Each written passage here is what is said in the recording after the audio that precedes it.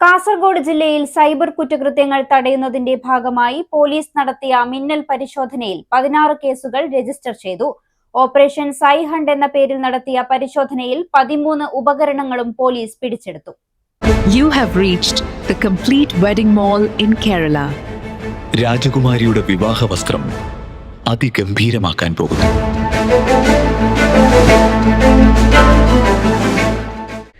Cyber കുറ്റകൃത്യങ്ങൾ തടയുന്നതിനായാണ് കാസർഗോഡ് ജില്ലയിലെ വിവിധ പോലീസ് സ്റ്റേഷൻ പരിധികളിലായി പോലീസ് ഓപ്പറേഷൻ സൈ ഹണ്ട് എന്ന മിന്നൽ പരിശോധന നടത്തിയത്.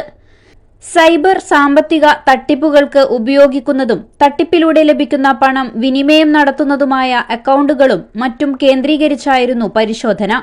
നിയമവിരുദ്ധ പ്രവർത്തനങ്ങളിൽ ഏർപ്പെട്ടവർക്കെതിരെ കർശന നടപടിയാണ് പോലീസ് സ്വീകരിച്ചുവരുന്നത്. പരിശോധനയിൽ 13 ഉപകരണങ്ങൾ പിടിച്ചെടുത്തു.